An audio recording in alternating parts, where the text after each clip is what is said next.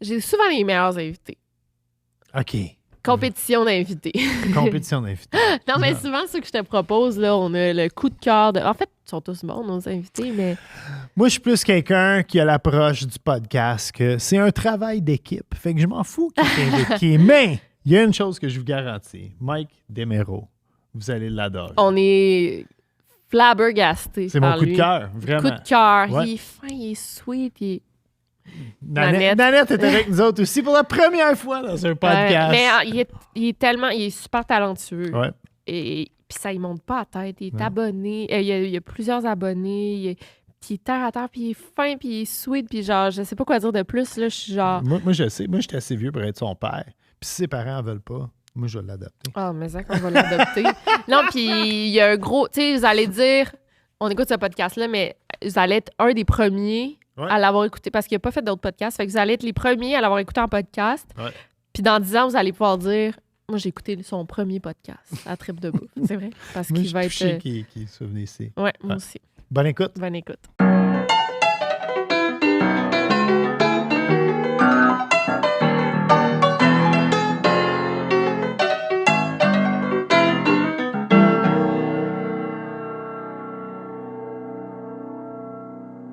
Mike, on est super content de te recevoir. Merci beaucoup pour l'invitation. Hey, on est vraiment... Moi, je me trouve privilégiée parce que tu n'as pas fait beaucoup de podcasts. Ou peut-être que tu n'en as pas fait. T'en as-tu fait des podcasts? Podcast, c'est le premier que ça me demandait de venir. Là, comme oui. Tu fais bien de ne pas trop en faire parce que tu as encore un aura de mystère autour de toi. Puis c'est bon de garder ça. Ouais, c'est le fun. Puis aussi, surtout pour un premier podcast, je me suis dit, je vais quand même le choisir parce que c'est la première fois que beaucoup d'histoires, je vais probablement raconter pour la première fois. Je me suis dit, ça fait un bout quand même qu'on se suit. Toi, j'avais quand même entendu parler très bien de toi. Fait que j'étais comme, je vais aller à quelque part que je sais que ça va bien aller. C'est safe. C'est un safe space, c'est ça. Ben, faut que je dise. Hein, c'est là que ça trahit notre différence d'âge. C'est ma blonde. Ma blonde est comme, faut inviter ce gars-là. Puis là, je suis comme, c'est qui ce gars-là? Ouais. Mais là, fais pas ça. Moi, je me fais toujours dire en entrevue là, par des gens plus vieux, je vais t'avouer, puis je savais pas t'étais qui. Tu dois te faire dire ça. Puis ça m'énerve tellement de me faire dire ça, mais là, c'est correct. Comment t'as le droit de le dire. Sur YouTube? Ouais. Ça aussi, les pubs, ça paye comment?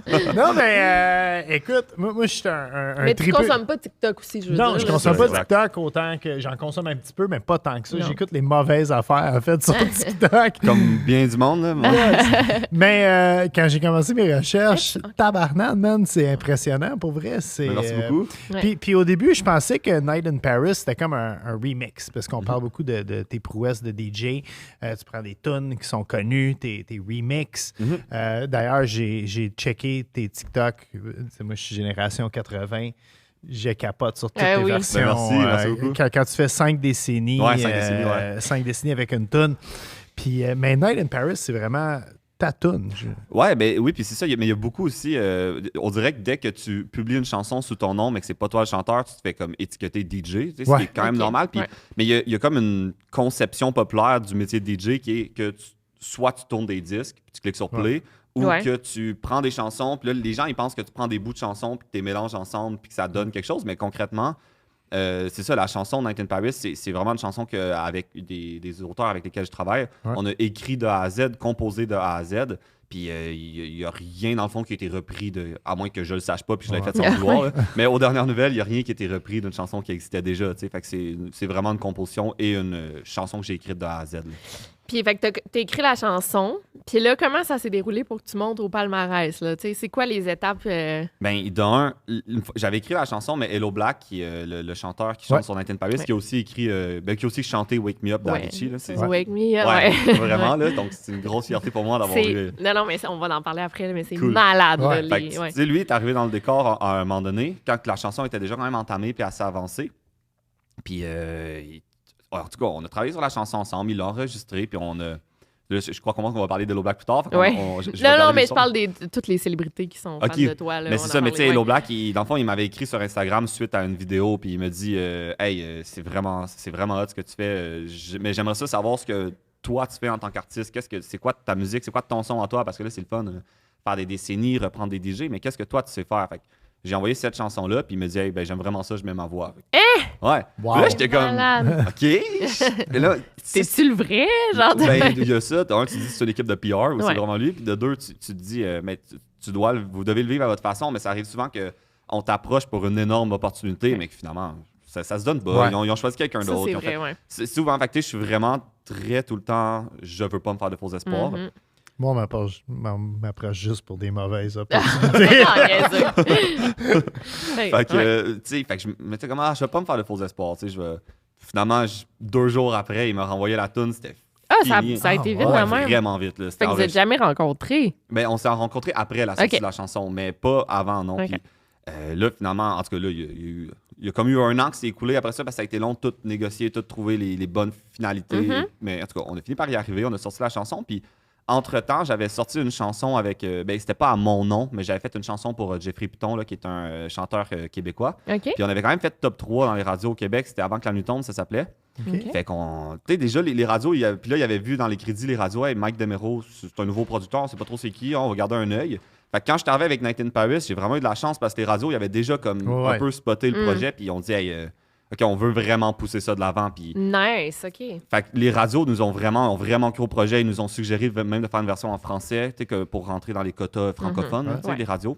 Ils font souvent ça aussi, une version francophone. Ouais, puis on l'a fait, on s'est dit pourquoi pas, c'est juste pour le Québec, on n'a rien à perdre. Fait qu'on a approché Alex, qui est une chanteuse qui est vraiment bonne, puis elle a vraiment fait une bonne job, puis on a envoyé ça aux radios comme avec une version en français, puis finalement...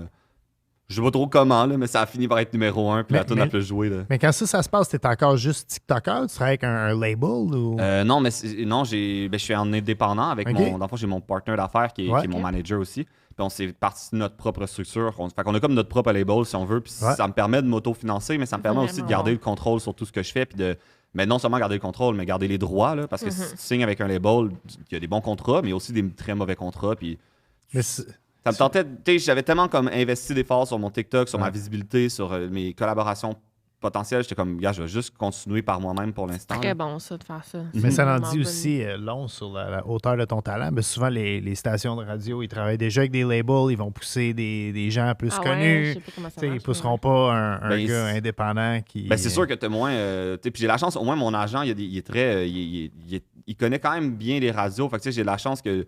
Lui, puis pour vrai, c'est ça qui est mon partenaire d'affaires. Il me défend vraiment, puis il parle beaucoup de moi. En fait, je sais qu'il a défendu la chanson. Là, puis il a envoyé des emails à tonnes à tout le monde qui était comme. Ton agent. Ça, il était comme, oui, on est en indépendant, mais faites jouer la toune, puis.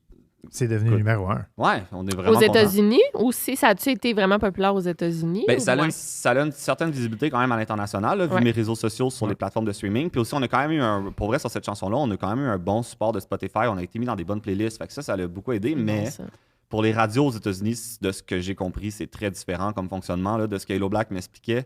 Puis là, je veux pas dire n'importe quoi, mais c'est ce que j'ai cru comprendre de ce qu'on m'a dit, c'est qu'il faut que tu payes les postes de radio concrètement pour ce qu'ils jouent. Puis là, ça, c'est vraiment une game de quel label a le plus d'argent à investir et à dépenser. Là. Ah, mais oui, tu peux pas, toi, tout seul, avoir ces moyens-là. Non, pas tout de suite. Fait que les États-Unis, c'est un marché qu'on développe là, activement, mais c'est pas non.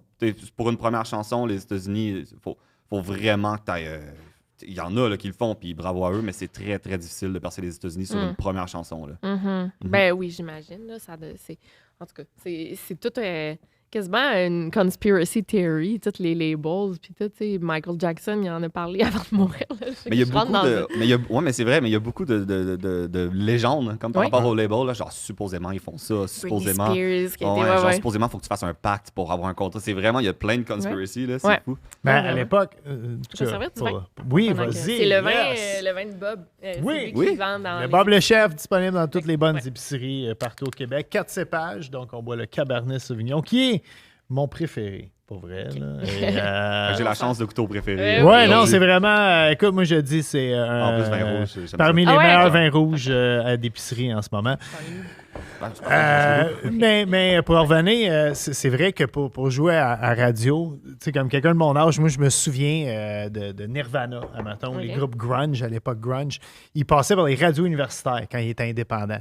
Parce que eux, je pense qu'ils avaient moins accès à payer pour de la musique, fait qu'ils passaient... puis ça donnait une espèce d'exclusivité à les postes de radio universitaires. Puis quand tu étais populaire, ces radios universitaires, ben là, le label est comme, eux autres, ils pognent ces radios universitaires, on le poach. C'est un peu comme les réseaux sociaux de l'époque. Là, exactement. T'as raison, c'est vrai. Attends, je vais juste faire un petit cheers. Merci d'être là. Merci vraiment, c'est super cool. Là, Nanette, elle gosse avec le sac, mais... Elle est tranquille.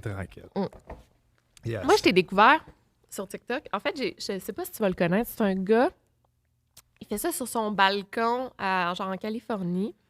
Ah, c'est pas ça. Il DJ, puis il prend deux tunes qui devraient pas, genre, faire un bon match, puis ça marche, là. Mettons, il prend, je sais pas, Fleetwood Mac avec, genre, U2. Puis il fait une tourne avec ça. Ça serait excellent, non? mais c'est vraiment bon. Puis en tout cas, fait que j'avais vu comme pas mal de trucs de lui. Puis là, ça me... Tu sais, l'algorithme TikTok, t'es tombé dedans. Dès que tu tombes dans un loophole, t'es fini. Là, c'est ça. Puis j'ai full regardé tes vidéos. Puis là, maintenant, je sais pas comment j'ai su que t'étais québécois, là, mais je pense que je t'ai écrit ou je t'ai suivi peut-être sur Instagram. Ou peut-être, je pense, d'après moi, je te followais. Là, parce que c'est à peu près dans le même moment que ma blonde m'avait montré tes vidéos de True Crime. Fait que moi, je trippais aussi. Okay. Là, mais sûrement que je te followais et t'as compris que je devais être francophone. Là. Ouais, c'est peut-être ça. Mais, ou peut-être dans les commentaires, il y en avait qui disaient il est québécois ou genre. Mais c'est vraiment impressionnant. Puis en fait, sur TikTok, en tout cas, j'ai l'impression que, tu sais, Pinky Doll aussi, on savait trop pas qu'elle était québécois jusqu'à temps qu'elle parle en québécois. C'est aussi, ou qu'elle parle québécois à son enfant, puis elle dit d'arrêter de frapper le chien, genre. Mais c'est vraiment impressionnant TikTok pour ça parce que ça fait des hosties. Tu sais, t'as 1,4 million, 1,4 million de followers, là. C'est vraiment quelque chose, là. C'est. Chris, les TV rêvent de ça, puis en tout cas. Mais puis on parle pas encore de toi, c'est ça qui me fait capoter. Oui, mais pas pour TikTok, autant que je voudrais, mettons. Merci. Mais c'est... Moi, TikTok, mais surtout au début de la pandémie, là, c'était assez comme impressionnant, là, la portée que ça devait te donner rapidement. Par contre, c'est ça, c'est quand même d'être prudent parce que c'est TikTok, je trouve, ça pour les créateurs, là, ça te donne vraiment rapidement une illusion que tu es devenu comme gros. Ouais. Alors que concrètement, tu deviens gros pour des vidéos de 15 secondes. Là. Ça veut dire que ton opportunité de vraiment connecter avec une auditoire, oui, c'est des abonnements, c'est des chiffres, mais ton opportunité de vraiment connecter avec une auditoire, c'est tu sais, mettons, tu mets une vidéo sur YouTube, je sais pas combien de temps, mais on va dire que tu mets une vidéo en moyenne quoi? Des fois 1 heure. Mettons, en moyenne 40 minutes. 40 minutes. Ouais. Mais en termes de vidéo de 15 secondes, là, avant que l'auditoire passe autant de temps avec moi qu'il passe avec toi sur une vidéo de 40 minutes, si ça en prend des vidéos de 15 secondes, faut que t'en fasses. Fait il y a un truc sur TikTok, c'est ça qu'à être prudent, je trouve tout le temps, c'est vraiment une grosse portée, puis c'est beaucoup de visibilité, mais c'est très rapide. Les gens sont très rapidement passés à autre chose, puis les gens sont très rapidement passés à une autre vidéo. Donc si tu te réinventes pas tout le temps, ça va ton moment de gloire va très vite passer, tu sais, je crois. Fait que c'est fait que c'est ça, fait qu'il y a eu ça, mais par contre, c'est sûr que le reach était fou, puis pour ma carrière, c'est non négligeable que c'est ça qui a fait tout commencer. Si c'était pas ça, j'aurais eu aucune des opportunités que j'ai en ce moment. Là.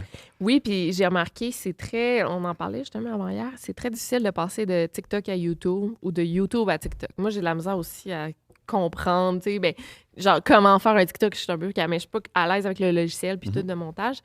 Le montage sur TikTok. Fait que c'est difficile, mais en même temps, toi, tu pourrais pas vraiment mettre ton stock sur YouTube ou genre, ça serait... Ça serait compliqué, je pense. Mais c'est pour ça aussi que... Mais aussi, il y a ça, j'ai jamais voulu être un créateur de contenu au sens propre de ce qu'on imagine de créateur de vidéo, dans le fond, tu sais. Ou même influenceur en mode poster des photos sur Instagram et tout. Puis c'est vraiment une relation avec laquelle j'ai de la difficulté, là, les réseaux sociaux, parce que c'est ça qui a starté toutes mes opportunités. Mais initialement, quand j'ai commencé, le but, c'était juste de... Faire de la musique? Ben oui, parce que en fait, j'avais fait un deal avec mes parents là, quand j'ai arrêté l'école. C'était genre. Quand j'ai arrêté l'école, c'était comme. J'avais 3 ans pour faire de concret. Puis si ça arrivait pas, je retournais à l'école.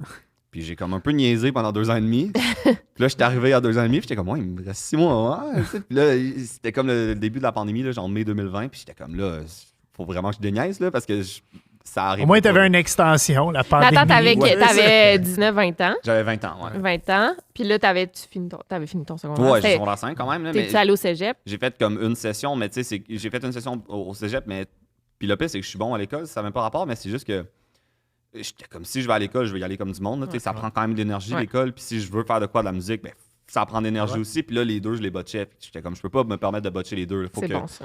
Faut que j'en fasse un à la fois. Puis je me disais, retourner à l'école à 21 ans, c'est plus facile que de faire toute ma scolarité. Puis après ça, prendre un break. J'étais comme, j'aime mieux ça, comme... c'est vrai.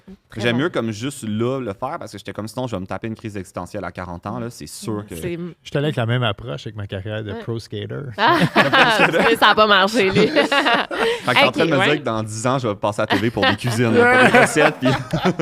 Non, mais j'allais au cégep, puis ça buguait ma carrière de skater, fait que j'ai lâché le cégep. Non, mais tu sais, mais en soi, tu le fais, puis là, tu le dis en riant, tu sais, que t'es pro skater, je sais pas si ça a marché. Ça n'a pas marché. Bon, tu le dis en riant, mais en soi, si tu t'étais pas donné l'opportunité de le faire, ça se peut qu'aujourd'hui, tu serais encore pogné là-dessus dans ta tête, puis tu serais genre, man. T'as raison. Fait que tu sais, c'est ça. Genre, moi, j'étais comme, hey, regarde, au pire, rendu à 30-40 ans, j'en parlerai en riant de la musique, mais ce serait pas en le regrettant de pas l'avoir essayé, parce que tu le sais pas, tu le sais jamais, là. Fait que, sauf que réellement, là, au moment que j'ai commencé TikTok, ça me tentait réellement pas à ce moment-là là, que ça marche pas. Puis j'étais comme, hey, non, faut que ça marche. Fait que je voyais ma blonde, elle était sur son sel, elle checkait des TikTok, puis j'étais comme, hey, il y a beaucoup de monde qui écoute TikTok ces temps-ci, mais on dirait que personne en fait. Parce que tout le monde est genre, c'est juste des filles qui font des danses, là, comme je ferais pas ça, là, je serais cringe. Fait que j'étais comme, hey, je vais l'essayer. J'étais comme, d'après moi, l'algorithme, il crave pour du contenu, mais parce qu'il y a beaucoup de consommateurs comparé aux de créateurs. Fait que j'étais comme, je vais l'essayer, puis. Finalement, ça a été assez instantané, là, fait que c'est le fun. Mais tu penses-tu... on dirait que je m'en vais dans toutes les directions. Tu penses-tu, mettons, parce qu'on te connaît pas tant que ça. Tu sais, tu fais beaucoup de contenu, mais t'es qui, toi, Mike? Tu sais, mettons, t'aimerais pas créer du contenu plus personnel pour que les gens s'attachent à toi puis ils veulent plus... Quelle crème à main que tu utilises? Non, mais j'y ai souvent pensé, puis même... ma soeur puis ma blonde, ils n'arrêtent pas de me dire, comme, fais-en plus, fais des stories, mais j'ai vraiment de la misère avec les... Puis je sais pas c'est quoi le blocage que j'ai. On dirait que quand je me mets dans mon personnage de musique, de remix, ça va parce que je me mets de l'avant. Je le sais que ça a déjà fonctionné, je sais que les gens aiment ça. Mais on dirait que me mettre demain matin à faire des trucs plus personnels, j'ai comme un... J'ai vraiment un blocage. Puis aussi, c'est que quand je me mets dans une zone mentalement de création de contenu, pour vrai, honnêtement, j'en ai pour genre 2 mois que je suis plus créatif artistiquement, genre pour de la musique. Puis j'ai vraiment de la misère puis ça, c'est vraiment personnel à moi, puis c'est un travail que moi, je dois faire avec ça, mais j'ai de la difficulté à vraiment faire la séparation, comme être capable une journée me mettre dans un mode créateur de contenu, puis l'autre journée me mettre dans un mode artiste. C'est comme créateur de contenu, c'est de l'art, mais je veux dire artiste comme compositeur. Puis, fait que c'est ça. Fait que j'ai Fait que ça fait en sorte que je priorise actuellement le fait de créer des chansons parce que ça reste ça sur le long terme que j'ai envie de faire. Ouais, mais tu sais, c'est même pas, ça serait pas de faire des stories de c'est quoi tu manges pour souper, mais genre, tu sais, tu préfères un TikTok genre de Q&A. Tu sais, je me présente en 5 questions, mettons. Full rapide, ça serait... Il le fait en ce moment avec nous autres. Oui. mais c'est pour ça aussi, je trouve, c'est pour ça que j'étais content de venir, puis... J'étais comme justement, c'est une opportunité de le faire. Là. Si j'ai la journée que je vais avoir un autre Night in Paris ou un autre truc comme ça qui fait que je suis médiatisé pendant un petit moment puis qu'il y a certains trafics sur mon nom, ben, je me dis c'est le fun, au moins les gens ils vont avoir l'opportunité là, de. Ils vont chercher ton nom puis ça va sortir. Mais c'est important ça parce que des consommateurs de TikTok qui sont souvent jeunes. Fait que, tu sais, même moi, quand je sortais mes livres, j'étais comme, OK, je fais Salut, bonjour, je fais le CN, mais genre, je veux full faire de podcast parce que c'est ça. C'est eux qui vont consommer mes livres. Là, oui, vraiment. Là, tandis que moi, ma crowd, c'est le monde qui consomme Salut, bonjour. Non, mais c'est totalement différent. Mais aussi, moi, je me fais reconnaître, mais pas tant que ça. Puis toi, tout le temps, tu sais, parce qu'on est comme encore underground, YouTube, TikTok.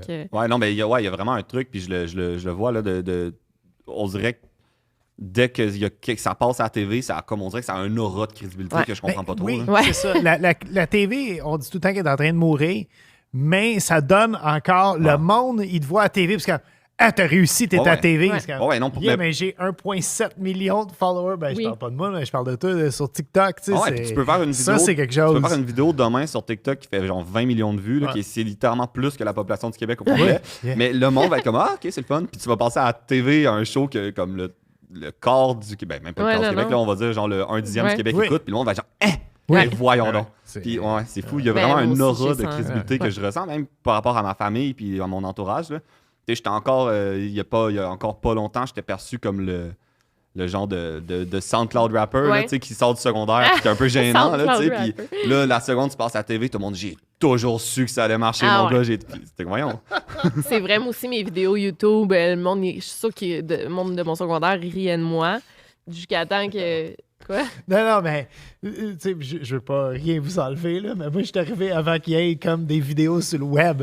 Fait que quand j'ai expliqué à ma famille yeah, je vais faire des vidéos sur le web. Ils m'ont regardé comme man, vraiment là. Ouais, c'est ça. Ben, oui, parce que pour des gens, ça devait être pour ces personnes-là, ça devait être en mode là, tu passes déjà à la TV, pourquoi tu as besoin genre de... mais il était pas à TV. Non, je savais même pas à la TV. Non, OK. quand j'ai commencé Bob le Chef, puis j'ai annoncé à ma famille, moi là, j'ai commencé à faire des vidéos sur Internet. Non, c'est ça. Ma famille était comme man, on l'a perdu. Il est complètement. Mais moi aussi, pas mes parents. Mes parents m'ont vraiment tout le temps vraiment beaucoup supporté, mais il y a certaines personnes, que ce soit de la famille, des amis, il y a certaines personnes qui étaient comme hey, t'es bien trop bon à l'école pour faire ça, toi là. Ah ouais, hein? C'est sûr, là. Puis, c'est quoi tes inspirations? Mettons, quelle musique t'écoutes, quelle musique t'as grandi avec? Tu dois être quand même assez cultivé là, au niveau mélomane. Mélomane, pas. Oui, mais je connais beaucoup la musique, mais j'écoute vraiment beaucoup de mainstream. Ouais. Je suis comme, dans mes goûts musicaux, là, j'aime beaucoup...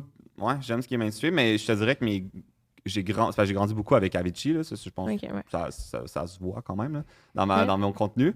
Puis David Guetta, tous ces DJ-là. J'étais vraiment un gros tripeux de genre musique électronique quand j'étais jeune, là, c'est sûr. Puis aujourd'hui, j'écoute, mettons, Lana Del Rey, c'est comme une de mes grosses inspirations artistiquement. Nice. J'aimerais ça même...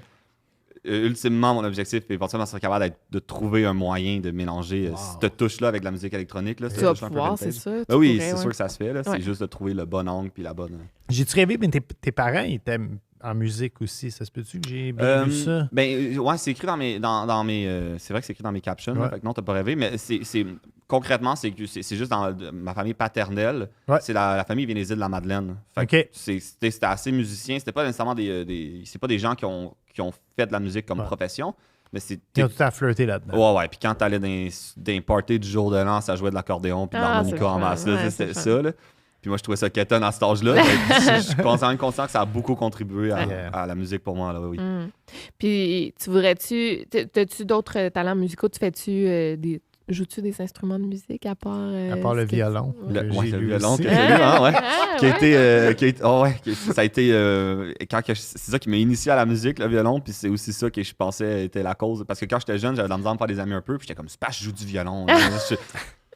Mais c'est tellement niaiseux au primaire, secondaire. C'est tellement niaiseux au primaire, là, mais finalement, je suis content d'en avoir joué parce que mon prof de violon m'a initié à tout ce qui est composition et tout. Là, fait que c'est grâce à ça là, que je fais ça aujourd'hui. Mais je sais jouer un peu tous les instruments à l'oreille, mais comme tu demanderais à un guitariste si je sais jouer de la guitare, il dirait que non. Okay. Fait que tu sais, n'importe quel instrument, je suis pas hot, mais je suis capable, mettons, de tout créer mes idées, toutes mes compositions, je les fais là-dessus. Mais après ça, dans ma chanson, si je veux avoir une ligne de guitare dans ma chanson, ben là, je vais juste envoyer un guitariste, je vais dire, joue-moi ça, mais bien. Puis, fait que t'as des contacts, mettons, de musiciens. Ouais, j'ai de la chance, là, je suis vraiment bien entouré. Grâce à les réseaux sociaux, là, j'ai vraiment réussi à bien m'entourer, là, ça, c'est le fun. Cool, puis, c'est ça, fait que je sais jouer un peu tout, mais pas très bien. Ouais. Non, je comprends. OK. Puis, fait que tes inspirations, c'est vraiment Avicii, David Guetta. De quand j'étais jeune, c'est ça. Ça, j'ai beaucoup grandi quand même comme musique. Là aussi. J'ai fait 24 ans. Ben ouais, c'est ça. J'ai 24 ans. Moi, j'ai eu une phase. Moi, j'ai écouté plein de musique. Mon frère et ma soeur sont plus vieux que moi. Fait que j'ai grandi sur le rock des années 70. Après, j'ai fait ma propre identité. J'ai écouté du rap. Puis quand il est arrivé, l'an 2000, j'habitais avec mes colocs. Puis on faisait la fête un peu.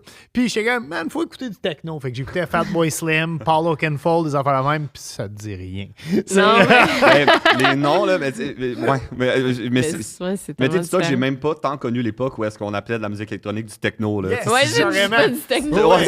Je sais même pas. Non, mais en plus, je sais que c'était un truc, là, comme c'était ça que le monde appelait ça. Mais... Et puis à Montréal, on allait dans un bar qui s'appelait le Sauna. Puis quand on dit ça au monde, le monde, il dit, t'allais dans un sauna? Non, j'allais dans un bar qui s'appelait le Sauna. C'était de la musique électronique. Oui, puis c'était ouvert jusqu'à 5 h du matin. Dis-toi que Justin Bieber, c'est de la musique de mon enfance. Okay. Ça te donne j'ai pas grandi dans vraiment la musique de toute l'époque 2010. Pour moi, c'est mon adolescence, enfance, c'est tout mon développement de Sean musique, Kingston. Ouais, là, genre, c'est ça, c'est le gros throwback, là, tu sais, c'est pour moi, là. C'est ça, là. Fait que c'est ça, là, tu sais, j'avais déjà arrêté de fumer quand j'ai commencé à écouter Sean Kingston. Pourquoi est-ce que Sean Kingston t'a convaincu à arrêter de fumer? Non, c'est quand ça a sorti. Il était vieux, là. Sean Kingston à ça. Sean Kingston, mais en même temps, c'est le fun. Je trouve ça cool. Un musicien qui a du succès qui est pas genre snob, tu sais, de la musique, mettons.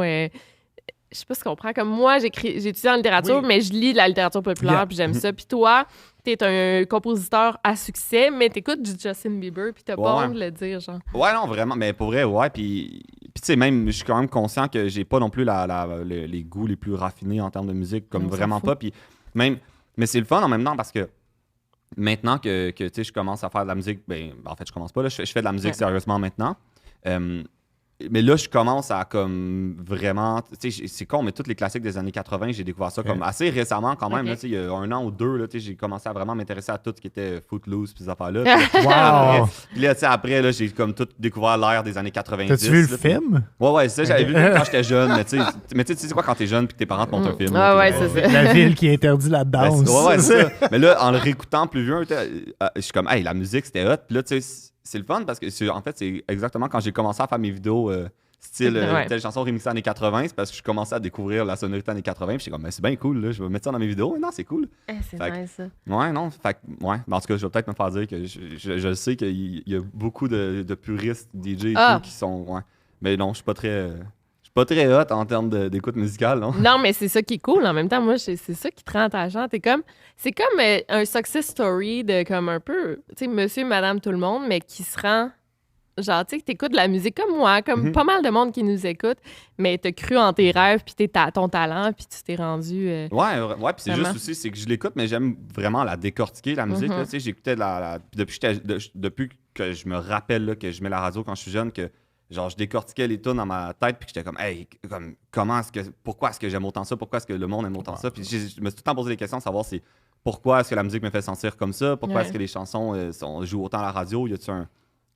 Puis non, il n'y en a pas de recette concrètement, là, mais tu te demandes tout le temps quand même s'il y en a une. Là, tu sais quoi? Là, ça n'a vraiment pas rapport, mais j'écoutais vraiment les conspiracy theories de Shane Dawson.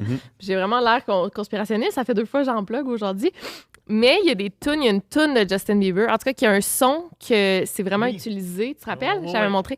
C'est un son qui est utilisé dans une toune de Justin Bieber, dans 2 autres tounes. Puis qu'apparemment, ça te rend accro à cette chanson-là. C'est genre les fréquences subliminales? Ouais, c'est une affaire. Je sais pas c'est quoi le nom, mais oui, c'est comme subliminal. Ouais, c'est ça. Mais je sais qu'il y a beaucoup de conspirations par rapport au fait qu'il y a des fréquences qui rendent accro. Même il y a un... Je sais pas si vous connaissez XXXTentacion, là. C'était c'était un rappeur. Puis lui, mais après ça, des fois, puis j'adorais sa musique, là, mais des fois, tu te demandais jusqu'à quel point tout ce qu'il disait, c'était comme pas pour aller du clout ou whatever, mais ça reste qu'il a souvent dit en entrevue que il connaissait les fréquences qui faisaient en sorte que sa musique fonctionnait autant, puis que la raison de son succès, c'est une question de fréquence. Puis... Tu penses-tu que c'est vrai, ça? Tu sais pas? Mais je sais pas, c'est dur à dire, parce qu'en même temps, tu sais, je me dis, le fait qu'il ait dit ça fait que j'en parle aujourd'hui. Fait que clairement, il savait comment faire parler de lui. Fait que, est-ce qu'il faisait ça parce qu'il savait que ça allait faire parler, ou est-ce que réellement, c'est... Je sais pas. Mais en tout cas, je confirme que si c'est vrai... C'est pas la raison pourquoi mes chansons jouent à la radio. Là. Ou à moins que je le fasse sans m'en rendre compte. Là, mais non, je suis pas au courant de fréquences qui... Hey, tantôt, tu as parlé de la difficulté, mettons, de devenir influenceur par rapport à un gars qui compose dans le sol chez tes parents, là, qu'on sait tout maintenant. On l'a dit, on l'a dit. Mais c'était comment pour toi de faire la transition à faire des shows? Parce que moi, j'ai vu des images de toi en show au jour de l'an, dans des festivals. Je veux dire, il y a des milliers de personnes, puis the crowd goes wild. Là, non, c'est... ça doit être malade. Mais le pire, c'est que j'avais déjà fait, mettons, je m'étais produit en tant que DJ, mais mon premier vraiment comme spectacle assumé Mac DeMero, que je joue mon contenu et tout, c'était comme le 31 décembre il y a 2 semaines, dans le fond. C'était où? C'était au Toboggan Festival à Québec. OK. Puis on m'avait dit, il va y avoir environ 10-40 000 personnes. Puis finalement, c'était 2 stages. Puis finalement, en tout cas, le journal Le Soleil, ce qu'il dit, c'est qu'il y a eu 115 000 personnes dans son rue. Fait que, puis honnêtement, j'avais préparé, dans le fond, j'avais 2 sets, je faisais les 2 stages, donc je jouais juste avant Medusa. Puis je jouais après Medusa, qui était les headliners. Là. Puis le deuxième set, c'était même pas sur le même stage, c'était sur un autre. Fait que j'étais genre, il y aura personne. Là. Fait que j'avais pas préparé mon deuxième set, mais j'avais pas de direction précise. J'étais genre, je vais m'adapter au crowd parce que d'après moi, il y aura pas beaucoup de monde. Puis pire idée de ma vie. Finalement, ça a bien été, là, mais j'étais arrivé là, j'étais comme, j'aurais dû tout préparer d'avance. Il y avait comme un horizon de monde. Là. Mais pour vrai, la transition, c'est vraiment... Pour vrai, c'était vraiment stressant. Là. Genre, j'ai préparé mes 2 spectacles, comme surtout le premier, en fait, parce que comme j'ai dit, le deuxième... J'avais préparé du contenu, mais je savais pas dans quel ordre j'allais jouer ou quoi que ce soit. Là. si j'ai préparé ça pendant 2 mois avant, puis que j'étais stressé pendant 2 mois, là, j'étais genre, ça va-tu bien aller? Là, c'est la première fois vraiment que je dois crier dans un micro, puis finalement, pour vrai, c'est juste débile le feeling, parce que c'est le fun, là, faire des vidéos, tu sais que tu fais des remixes, puis là, tu as des réactions en ligne, puis tu sais, ton remix est bon, mais là, le fait de, tu sais, remix de Blue, qui est un des premiers remixes qui a fait que mes vidéos ont fonctionné, je trouve que j'avais l'impression que pour du live, c'était pas tant que ça, mais j'étais comme, hey, ça reste le premier remix qui m'a fait percer, là, tu sais, je vais le mettre là, juste pour voir, puis voir la réaction d'un crowd, là, c'est débile. Pour vrai, c'est la shot d'adrénaline, là, c'était débile, ouais. Fait que non, la transition est très haute. Tu veux sûrement en faire plein d'autres, là, ça a dû se faire sentir. Ah ouais, là, j'étais vraiment stressé juste à l'idée d'en faire un, puis là, comme, je pourrais pas en faire assez, là. C'est sûr que ça donne envie, là, puis même, c'est fou parce que, pour vrai, moi, le truc qui me stressait le plus, comme j'ai dit, c'est vraiment parler dans un micro, comme crier dans un micro, parce que j'ai quand même un peu peur du rejet des fois en général. Fait que j'étais comme, t'imagines, j'arrive, puis je fais genre. Yo, personne. Genre, fait du bruit, whatever, puis tout le monde est comme. Genre, je pourrais pas vivre ce moment-là, là, tu sais. Ouais. C'est comme l'équivalent de. C'est comme que je pourrais jamais me risquer à faire de l'humour par peur de pas faire rire. Là. Je pourrais pas vivre ce rejet-là, tu sais. Fait que, ouais, mais finalement, t'arrives, puis comme. J'avais rendu à ce nombre de personnes-là, pour vrai, il y a juste comme n'importe qui arrive sur le stage, là, comme une énergie. Ouais, n'importe qui a même pas rapport là pourrait juste traverser le stage puis le monde gueule. Là, fait que, ouais, non, ça donne. Moi, je voyais les images puis ça devait être capoté. Là. Non, c'était fou. Là. Ouais, j'étais comme, man, ce gars-là, il a fait 4 ans, tu sais, puis il y a 4 ans, il faisait des vidéos chez eux. Pour vrai, j'aurais jamais été, comme il y a 4 ans, j'aurais jamais imaginé avoir cette chance-là. Puis j'étais vraiment content d'avoir cette opportunité-là. Là. C'est débile, mais vraiment hot. Moi j'ai fait de la recherche parce que je savais pas t'étais qui. Bon, encore. C'est vrai. Mais. Je vais partir d'ici avec tout mon orgueil. Oui. Excuse-moi. Mais tu couperas ça au montage. Mais j'ai scrollé ton Instagram comme tout bon stalker et t'es vraiment cute avec ta blonde en passant. Merci beaucoup. Puis, c'est vrai, il est allé voir le profil de ta blonde. Oui, je vais m'étais stalké ta blonde. Elle va être vraiment contente. Ah, mais je vais aller la follow aussi. Ouais. Yes, mais. En tout cas, si ta follow, elle va être contente à trip sur tes vidéos. Comment ta blonde a vu ça? Oui, c'est vrai, parce qu'il y a des filles qui t'écrivent à être jaloux. Ça a pris du temps avant que j'arrive à ma question, mais c'était ça la question. Ouais, mais honnêtement, c'est pour ça que ça fait 4 ans que je suis avec elle. Puis ce qui est le fun, c'est que je suis avec elle depuis juste avant que je commence TikTok. Fait que elle m'a comme choisi quand que j'étais vraiment. C'est con, mais elle tu sais qu'elle t'aime pour vrai. Oui, elle aime le violoniste en toi. Ouais, elle tripe sur le violon. Là, non, mais c'est parce qu'elle, en plus, pour vrai, quand je l'ai rencontrée au début, c'était pas un problème, mais pour elle s'était jamais imaginée comme sortir avec un gars qui a lâché l'école après secondaire 5. Là. Elle s'imaginait avec un gars qui fait son bac. Puis tu sais, c'est correct, là. Je veux dire, c'est comme quand tu connais pas ça, c'est juste normal. Puis... Mais tu sais, finalement, elle m'a choisi malgré ça parce que on avait une chimie, puis ça allait bien. Puis elle avait fait confiance là-dedans, là, mais elle avait aucune raison de croire que ça allait fonctionner, la musique. Littéralement aucune. J'avais rien prouvé à personne. Là. Fait que, elle avait pas à croire à ça, puis elle m'a choisi malgré ça. Fait que je suis vraiment reconnaissant. Puis, fait qu'elle vit vraiment bien et juste comme tellement fière. Là, elle est vraiment fière. Puis, honnêtement, comme le 31, c'était malade, là, moindrement que je me sentais un peu stressé. Je me tournais, puis elle était en backstage en train de sauter. C'est malade. C'est tellement cute. Tu sais comment j'étais un gars qui est facilement ému, puis je t'ai ému. Non, c'est vraiment le fun. Fait que je suis vraiment content d'avoir, surtout, juste d'avoir quelqu'un, d'avoir du monde en général, des amis, puis du monde qui était là avant tout ça. Puis là, tu sais, pas en mode genre, hey, je suis rendu une vedette internationale, là, c'est pas ça, là, mais ça reste que. Veux pas, dès que tu commences à avoir un peu de visibilité, t'attires plein de monde qui vient te voir pour les mauvaises raisons. Là, c'est normal. Là. Fait que c'est le fun là, d'avoir un pied à terre avec quelqu'un qui est là pour les bonnes raisons. Puis que, ouais, vraiment. Fait que non, mais elle vit bien. Puis on n'est pas jaloux. Là, on est assez.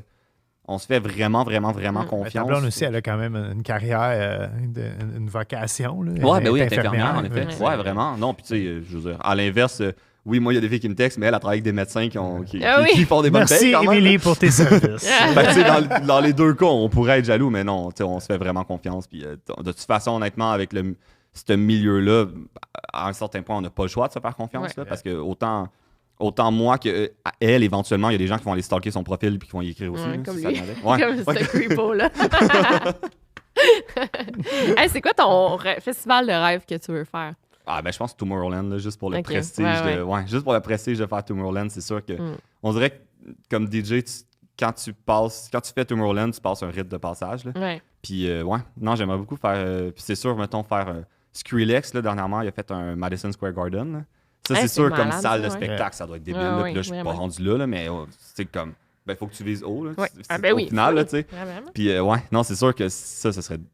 En tout cas, ça fait rêver. Là. Quand tu vois Skrillex le faire, ça fait rêver. Ouais. On vient de se rejoindre sur un artiste, parce que Skrillex il a fait beaucoup de collabs avec des rappers que j'aime. Ah. Ouais. Fait que, Ouais. je le connais bien. Mais Skrillex, il a tellement Skrillex, changé son style au fil des années. Là. Il a fait plein Ouais. de rap, il a fait plein de. Ouais. Cool, ouais. Ouais, il a fait vraiment des affaires différentes de ce qu'au début, c'était comme juste du bro step, là. C'était comme juste ça, là, mais ça a vraiment évolué. Là, Il ouais. a fait des affaires avec A$AP Rocky Ouais. qui sont assez sacoches. Ouais. Tu fais-tu des mix de rap? Mais ça me semble pas tant que ça. Hein? Ben, j'aime ça comme. Pour vrai, j'aime ça faire du beatmaking, mais je te dirais que quand je fais du beatmaking, c'est plus avec des amis après une coupe de bière le soir. Là. C'est comme on s'assit pour Wow. faire ça, mais c'est pas comme. C'est sans aucune prétention là, Ouais. que je fais du. Je sais pas j'ai jamais produit un rapper jusqu'à maintenant, puis j'aimerais ça éventuellement, mais Ça c'est serait pas. cool. Ouais, c'est pas quelque chose que j'ai Fouki? fait. On va vous plugger. Non, Ah, ça serait cool. Ben, c'est sûr que c'est un des artistes avec lesquels éventuellement j'aimerais travailler. Là. Fouki, Puis j'aime lui, il beaucoup ça. encourage. Tu sais, il est jeune aussi, là. C'est sûr qu'il aime encourager son prochain. Là. Ouais, puis il est hot, Fouki. Là, Ouais, il- vraiment. C'est-tu que j'aurais aimé ça, être né à l'époque où c'est un DJ autour du feu de camp au lieu d'un gratteux de guitare? Qui chante, calisse, man. c'est quoi la tune de Oasis, là? Wonderwall? Ouais. Ouais, Wonderwall, c'est la genre de tune que tout le monde chante. Là. Ou la tune de Green Day, Je pense The que Time pour- of Your je Life. pense que- Avec Elton de Boom Desjardins autour d'un feu de camp. Si tu viens me voir un set, à un moment donné, je trouve un moyen de plugger Wonderwall dans mon Oui. set juste à cause de ça. C'est sûr Juste qu'on pour va- toi. Là. C'est sûr qu'on va venir te voir, là. On est tellement rendus fans, là. Ah ben moi je suis fan par ton humilité, puis même quand je t'ai demandé Ah, ok, qu'est-ce on que tu peut- voulais manger aujourd'hui, tu m'as demandé des pâtes rosées. Fait que je vais aller. full simple, par J'ai contre. j'ai C'est décidé de ça. dire, tu vas adorer ma référence de boomer. Prépare-toi, Vas-y. Victoria Charlton. Wait for it. J'ai décidé de faire un remix Un remix. des pâtes rosées. Je vais aller chercher ça pour Good, manger. parfait. Quand je disais tu m'as demandé des pâtes rosées, je voulais faire un petit twist aux pâtes Tu vas rosées. voir, c'est Fait riche. que Ça va bon. j'ai fait du spaghetti avec une sauce rosée à vodka qu'on appelle on appelle plein d'affaires là, à la russe, Romanov, whatever. Après ça, j'ai mis plein de fromage là-dedans, puis j'ai mis ça dans une panne. OK. 9 par 9 que j'ai foutu au frigo pendant 24 heures. Puis un matin, je l'ai démoulé, puis j'ai coupé des carrés que j'ai panés, que j'ai frit. Puis on prend nos morceaux ici. Des bouchées de Mon Dieu. spaghetti. En plus, Il y a des bouchées de spaghetti. On vient tremper ça dans la sauce rosée. Puis ça va peut-être être chaud. OK, en plus, il faut que je fasse une confidence. Là. Vas-y. Quand je disais, parce que j'ai dit, hier, j'avais un souper de famille, puis j'ai dit à la famille, par ma blonde, je disais, ils m'ont demandé ce que je voulais manger, ils sont vraiment fins, là. J'aurais dit des pâtes sauce rosée. Puis ma blonde a dit, si tu donnes du spaghetti, t'es dans le marde, parce que genre, j'ai de la misère avec ma fourchette. Oh. Fait que tu viens de me sauver. OK, ben on va goûter. Ah ouais, On peut manger en parlant. La Ok. recette est sur boblechef.com. J'ai pas besoin de vous le dire. Nanette en veut. Nanette qui était son deuxième podcast qui fait vraiment bien ça. T'aimes ça, mon amour? C'est malade. Faut le dire avant le podcast aujourd'hui. On s'est chicané. Hey, tu vas le dire. Je le dis. On Je se sais pas calme pourquoi. jamais. en plus. On s'est chicané. On s'est chicané pour vrai, là. Hein? Ah, je pensais faire le podcast tout seul. Je niaise pas. Mais je viens de tout me faire pardonner. Oh mon Dieu. Hey, c'est Non. bon, là. Merci. C'est vraiment bon, là. Je Wow. m'attendais pas à ça. Pour vrai? En plus, tu m'as demandé tantôt si j'étais difficile quand vous avez dit que vous avez fait une twist. Genre difficile. J'ai dit non parce que je me sentais mal de dire oui, mais la vérité, c'est que je suis très difficile. C'est vrai? Mais c'est genre vraiment bon, là. Ben oui, c'est Ok, cool, impossible t'as de double pas dip, aimer parfait. ça. Oui, oui. Non. Oui, pas de stress, on n'a pas la COVID, personne. Il dit, non, mais là, Parles-tu de notre chicane, là? non, Ok. j'aime pas les olives, mais là, s'il y en a, j'étais comme, mais non, ouais. Mais c'est chaud un peu, hein, quand même, ouais. Ouais, c'est chaud. C'est chaud. On peut attendre, là. Ouais. Hey, c'est là pour le reste du podcast. On n'a pas fini. Il reste plein d'affaires à jaser. là. Ouais, je vais te laisser. Tu t'es-tu brûlé? Non, je suis good, mais j'ai eu peur d'eux, mais finalement, non. Hey, mais c'est vraiment bon, là. Merci. Oh my god. Je vais me prendre une Super bouchée. facile à faire en plus. Puis là, oui, on peut le faire au air fryer. Puis on peut le faire au four. Hein, j'ai dit souvent, hey, là, je suis dans les références que je suis âgé pour vrai. Je fais du cholestérol. Fait que tu peux épaner farine, œuf, chapelure, puis tu mets sur une plaque au four, puis ça va être aussi bon. Fait que la recette est sur ton site, c'est ça? Sur mon site web. Yes. Mais je Comme vais les toutes laisser recettes, refroidir, mais je vais en du prendre d'autres, podcast. c'est Ouais, C'est non, moi aussi. certain. Simple, je vais juste attendre une petite Il y en a Julien aussi là, qui est. Ok, ouais, Julien. C'est une des meilleures recettes qu'il a faites. Merci, mon Dieu. Merci beaucoup. Là. Chanceux. Oui, vraiment. Là. C'est quoi ton plus gros flex de genre, il y a telle personne qui me suit? Mettons, ou un gros, t'as été starstruck parce que t'as pas mal de monde. Là. Ouais. Mais honnêtement, les deux plus gros, mais il y en a un que j'ai une histoire par lui, puis l'autre non, là, mais je te dirais, lui que personnellement, je suis le plus starstruck parce qu'en plus, il me suit sur TikTok, Instagram, puis on s'est parlé et tout. Fait que c'est David Guetta. Là. Ah, puis il est français, lui. Ouais, il est français en plus. On sait pas. Ça, c'est quand même malade. Ça, c'est débile. Fou, là. Mais un autre c'est quand même un autre gros flex, là, c'est Jason Derulo qui m'avait écrit au début de TikTok. Mais lui, c'est parce qu'il m'a écrit au début de TikTok quand je savais pas parler anglais encore. Parce que au début, je savais pas bien parler anglais. Là, puis il m'a écrit au début.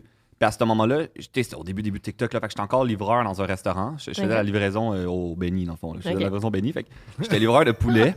Puis il m'a écrit pendant comme un soir avant mon chiffre du lendemain. Fait que là, je le vois comme le soir. Là, je suis comme, hey, gars, je vais y répondre demain matin. Là, je peux pas gérer ça. Là, non. En plus, il m'avait écrit genre, You're ridiculously cold. Mais là, j'étais comme, c'est quoi cold? Là, j'étais comme, il dit que je suis froid, non? Ouais. Mais là, finalement, j'étais allé checker genre sur Urban Dictionary, ça voulait dire genre cooler than cool. J'étais comme, yes, let's go. Et là, j'étais comme, je suis vraiment cool. Là. Fait que là, j'étais comme vraiment content. Ben, j'étais comme, je vais répondre le lendemain. Fait que j'ai répondu le lendemain, puis il m'a répondu pendant mon chiffre. Fait que c'était absurde cette soirée-là. Je livrais une commande de cuisses de poulet, je retournais dans mon char, je répondais à Jason Derulo, puis pour ça, j'allais livrer une poitrine à une autre adresse. C'est malade. C'était malade. Là. J'étais comme, c'est quoi ma vie, là, tu sais. Kesha aussi, elle t'a pas répondu. Ouais, mais Kesha elle avait duet une de mes vidéos. C'est ce que j'avais fait. Ouais, ça, c'était débile. Ça, j'étais. Ouais, non, j'étais. Ben, Kesha, en même temps, elle est tellement. On dirait qu'elle fait plus rien. C'est tellement dommage. Ouais, mais elle l'a fait en masse pour se permettre de plus rien faire. Là. Hey, juste TikTok, pour Die Young ouais, puis TikTok, je suis genre starstruck à vie. Là, Non, ça, c'est sûr que c'est. Mais ces trois-là, c'est les trois que j'ai fait comme oh my god, ok. Comme... Tu pensais que tu pourrais collab avec David Guetta un jour? Ben, tu sais, je suis vraiment pour comme que tout soit naturel là, en termes de collaboration et tout. Fait que tu sais, je suis vraiment pas du genre que je vais pousser une collaboration comme qui a pas de sens.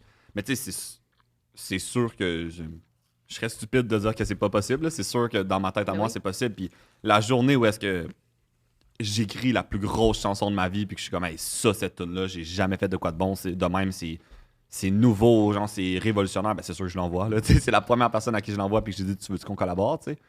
Fait que je pense pas que c'est impossible, puis je pense quand même que dans mon monde à moi je vais avoir des opportunités de le rencontrer puis de connecter, de lui serrer la main de façon plus comme organique, puis on verra ce qui en suivra, mais c'est sûr que c'est un gros objectif pour moi là. T'as-tu beaucoup de followers français? Ouais, je pense que oui. Ça se pourrait y aller, là, rencontrer. Je pense que oui, ouais. Je pense que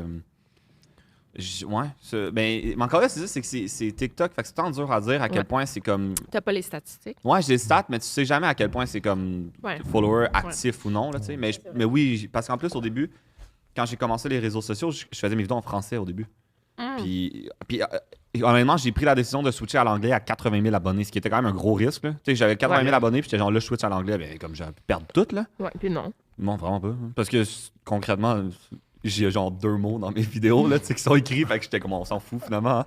Ouais. Mais ouais, non. Fait que non, ça a vraiment rien fait. Puis au début même, ça a pas marché en anglais, fait que j'ai re-switché en français, mais TikTok est tellement weird que 2 mois après que j'avais posté une vidéo en anglais, elle a comme blow up dans For Your Page du monde. Ça, c'est weird, ça, ouais. Fait que là, j'ai fait ok, là, faut que je fasse une vidéo à soir en anglais. Fait que j'ai la soirée même, en tout cas. Puis finalement, là, j'ai réussi à comme. À quelle fréquence tu mets du contenu sur TikTok? Mais là, maintenant, c'est rendu terriblement bas. Là.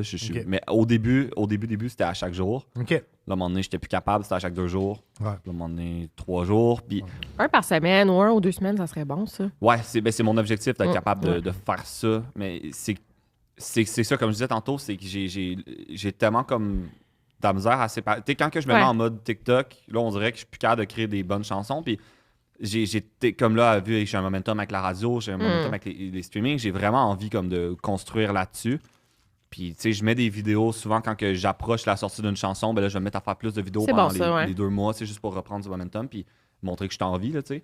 Mais sinon, mais là, j'ai commencé à faire, par contre, sur Instagram, j'ai commencé à plus faire des posts là, sur ce que je fais un peu. Quand je vais dans un autre pays aussi, je fais un spectacle. Là. J'ai commencé à plus me permettre de mettre des posts qui sont pas des reels, là, qui sont juste des photos et tout. Puis, ça, j'aime mieux ça. Là. Je juste donner un update. Genre, hey, je fais ça ces temps-ci, il y a de quoi qui se passe. Tu sais. Fait que ça, j'essaie d'en faire souvent, mais des vidéos, j'en fais beaucoup moins. Mais juste, je suis qui pour donner des conseils? Non, mais ça fait genre 6-7 ans que je fais du YouTube. Mais un truc que je peux te conseiller, lâche jamais TikTok. Tu sais, parce que moi, je me dis toujours aussi, je vais jamais arrêter YouTube parce que, premièrement, c'est plus payant que bien des affaires.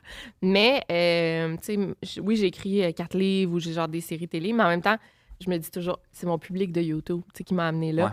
Fait qu'il faut, tu sais, puis au final, des fois, ça va être grâce à eux, tu sais, que tu vas pouvoir non, vraiment, continuer le plus que tu peux. Non, puis c'est tellement pas en plus par...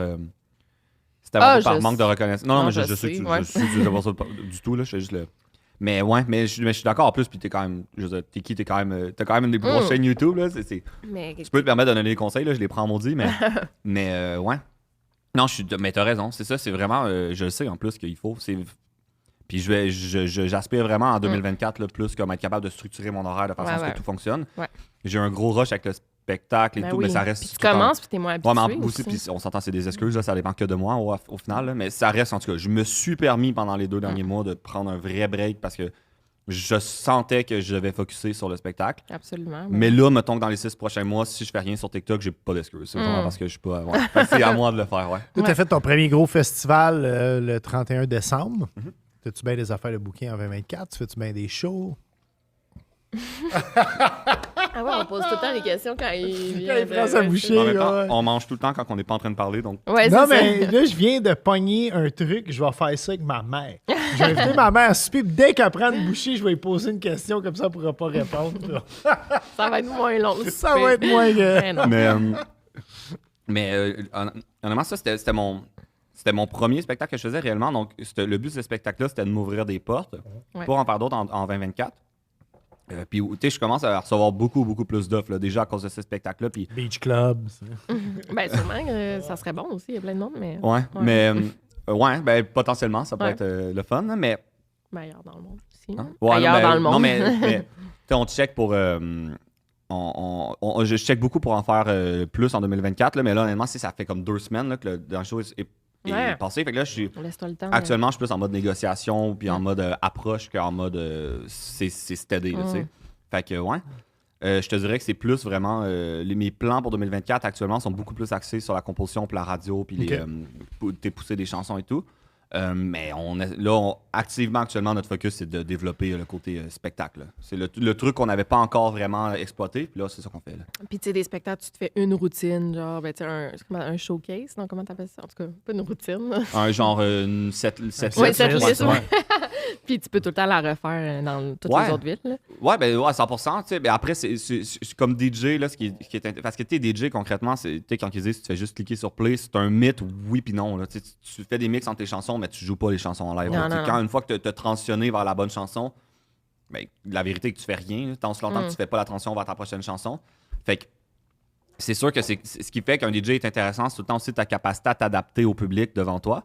C'est tout le temps ta capacité à dire OK, là, je ressens que les gens en ce moment, je pense qu'ils ont plus envie d'entendre tel genre de chanson. Ouf, là, je suis parti là-dessus, ça n'a pas pogné, on change. Ou là, hey, là, je suis parti là-dessus, je viens de pogner un bon vibe. Là. Fait que c'est le fun. Ce qui est le fun, je pense, c'est à un moment donné, tu t'en fais tellement que tu viens avoir beaucoup de matériel de prêt, puis que tu as tous tes plans A, plan B, plan C, plan D.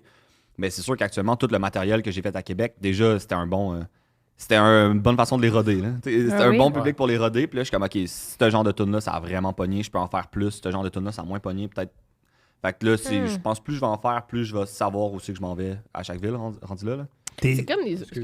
c'est comme des humoristes, dans le fond. Yeah. Ouais. Vraiment, ça ressemble full, le même style. Ouais, puis honnêtement, en plus, un humoriste, ton but, c'est de faire rire le monde. Un DJ, le but, c'est de faire sauter le monde. Un humoriste, tu fais pas rire le monde, tu te sens pas bien, puis t'as pas fait ta job.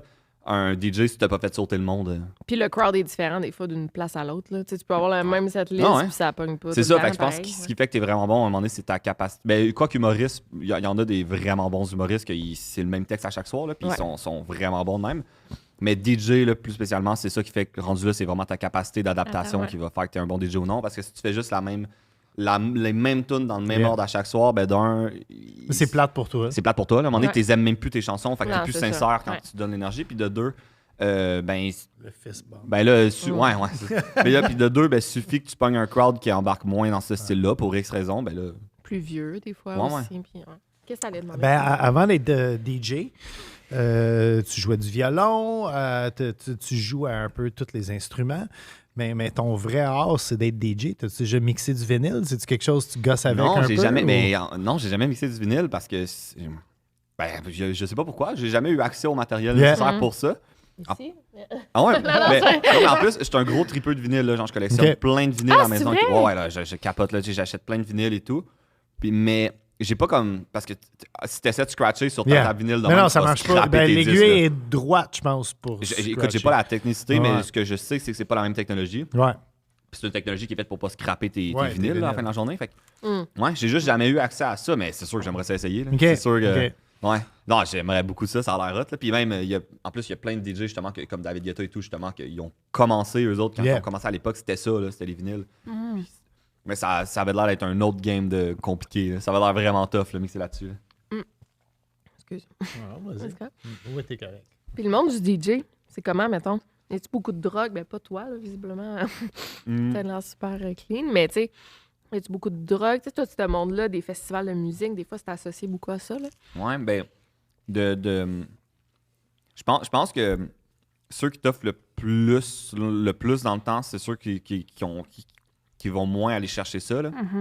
Parce que, concrètement, ça, c'est vrai que tout est accessible, puis même, il suffit de faire un spectacle comme j'ai fait que tu te rends compte que l'organisation est full clean, tout le monde est full clean, mais tu te rends compte juste le monde, tout est accessible. Ouais. Tout est facile à porter de main, puis je pense que c'est... Mais ce qui fait que tu restes dans le temps ou non, selon moi, ben d'un, il y a deux choses. D'un, c'est d'être nice avec le monde, puis de pas être dans ton ego, puis d'être cool avec le monde, parce que la journée que tu seras plus au top, si t'es pas nice, on te donnera plus d'opportunités. Là. Ouais. Fait qu'il y a ça d'un. Puis de deux, pour moi, c'est quand même pas prendre de drogue ou du moins pas en abuser si tu veux en essayer, parce que genre... T'es comme un gars comme David Guetta qui a des abdos à 54 ans puis qui mixe devant des crowds 3 fois semaine. Là.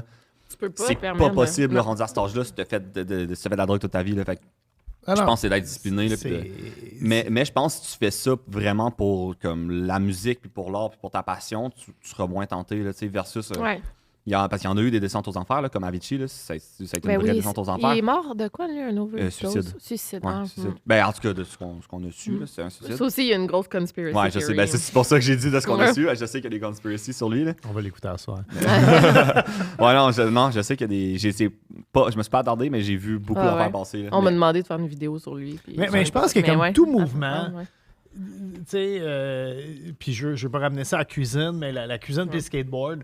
Tu sais, moi, j'ai été dans l'époque bad boy de la cuisine où on disait sexe, drogue et foie gras. Puis j'étais à l'époque où, quand on était comme les premiers skaters, si tu veux, où on allait à l'hôtel de ville de Montréal, on s'amenait un 6-pack, un paquet de joints de potes de rouler, puis tout. Puis il y avait un lifestyle qui allait avec. Puis quand il y a de l'argent qui s'implique dans tout, ça change, je pense. Ouais. Puis, je dis à cette heure, je regarde les cuisiniers. Sont straight edge pour la plupart. Ils boivent pas d'alcool ou parce qu'ils veulent pas vivre cette vie-là. Puis les kids qui font du skateboard à cette heure, je veux dire, c'est des vegans. Ils font du yoga à la fin de la journée. Ils s'étirent. Tout ça ils veulent prolonger leur carrière le plus longtemps possible. Oui, mais c'est ça. Mais je pense que quand tu le fais pour les bonnes raisons aussi, parce qu'il y en a, puis dans le milieu des DJ, il y en a qui font vraiment ça pour le lifestyle. Là. Il y en a, ils veulent devenir DJ. Puis aller à Ibiza. Ouais. Encore in Ibiza? Ouais, vraiment. Mais tu sais, il y en a qui veulent être DJ pour le lifestyle, puis juste pour comme... Être connu. Puis... Être connu, avoir justement accès aux filles qui viennent avec la drogue qui viennent avec, l'alcool, mais... À un moment donné, d'un, je pense que si vraiment... C'est comme vouloir être YouTuber, mettons, pour être famous. C'est la même chose, ça marchera pas si tu fais ça pour ça, à un moment donné. D'un, mais de deux, il y en a que ça va marcher temporairement, mais ça va être vraiment éphémère, là, parce qu'à un moment donné, ça se ressent que, genre... Il n'y a pas de passion, puis à un moment donné, je pense que c'est comme n'importe quoi. Là, le lifestyle, il est le fun, mais tu te tannes, là, c'est pas. Mais non, ça te rattrape aussi. Tu te rends compte que tu travailles quand même là, derrière, pour l'entretenir. Là. C'est sûr. Ouais, fait que c'est ça. Fait que je pense. Oui, fait que oui, c'est vrai, là, surtout pour revenir à sa question. Oui, c'est vrai qu'il y a ben, en tout cas, de ce que je vois jusqu'à maintenant, là, c'est vrai qu'il y a beaucoup d'abus quand même, là, mais t'es pas obligé. Là. T'es pas obligé d'embarquer là-dedans, puis c'est mieux pas si tu veux rester dans le temps, je crois. Là, ouais. Puis c'est comment composer une tune, genre là, ça, c'est parce qu'on n'est vraiment pas dans le monde de la musique, moi zéro là. Tu sais comment ça doit être tough, on dirait de t'asseoir, de dire OK, aujourd'hui j'écris une chanson. Tu sais, c'est comment mettons, tu peux-tu me dire ton processus? Ouais, mais ce qui est tough aussi, c'est de pas faire une chanson qui existe déjà. Ça, c'est un problème. Entendu consciemment, entendu consciemment, puis que Parce que le nombre de fois que ça m'est arrivé, là, genre, de faire une mélodie, puis je suis comme, hey, c'est tellement bon. Puis là, c'est comme, ouais, mais c'est bon, hein? C'était bon en 2006 quand c'était numéro 1. Puis, ouais. Oh mon Dieu. Là, tu dis, ouais, OK. C'est vrai. Mais honnêtement, ce qui est le fun, je trouve, vu que j'ai eu une visibilité puis j'ai eu des opportunités, ce qui est le fun, c'est que tu te retrouves tu te retrouves à un moment donné que ça prend pas tant de temps avant que tu aies des opportunités de rentrer en studio avec d'autres artistes. OK. Puis ça, c'est vraiment le fun parce que tu es juste comme 2-3 personnes dans une pièce, puis c'est comme juste un genre de chilling, mais on crée en même temps. Fait que, on est juste là, on jase, puis là, à un moment donné, telle affaire que tu viens de dire, il me semble que ça ferait un bon titre de tune. Puis là, OK, on se part là-dessus, là, on écrit des idées de top line là, qu'on appelle, c'est genre les mélodies sans les paroles. Là. Fait là, on fait juste genre faire du yaourt, là, juste comme murmurer des affaires, des idées de mots. Puis ouais, on dirait que juste comme avec une autre personne, là, comme ça, tu te relances, ça aide vraiment beaucoup à la création pour moi, là, être avec quelqu'un d'autre dans un studio. Puis moi, ce qui m'aide vraiment beaucoup, c'est que, puis c'est pas tous les DJ qui pensent comme ça, mais la façon que je pense à une chanson, j'essaie d'avoir une bonne chanson, mettons, de feu de camp avant d'avoir une bonne tune électronique. Tu sais, je me dis, si j'ai une... Fait que tu parles tout le temps avec Wonderwall. Ouais, je parle avec Wonderwall. Puis là, non, mais... Tu sais, ironiquement, là, puisqu'on a parlé tantôt. J'écouterai plus jamais Wonderwall sans penser à moi non plus. Ouais, moi aussi. Ouais, qu'est-ce que tu disais Wonderwall, mettons ironiquement? Non, mais ça, ironiquement, parce qu'on a parlé de chansons de feu de camp tantôt, là, mais ça reste que une bonne chanson, tu peux pogner une guitare puis juste chanter sur un feu de camp avec ta voix. Puis toi, t'aimeras pas ça, moi non plus, parce qu'on n'est pas des tripeurs de feu de camp guitare.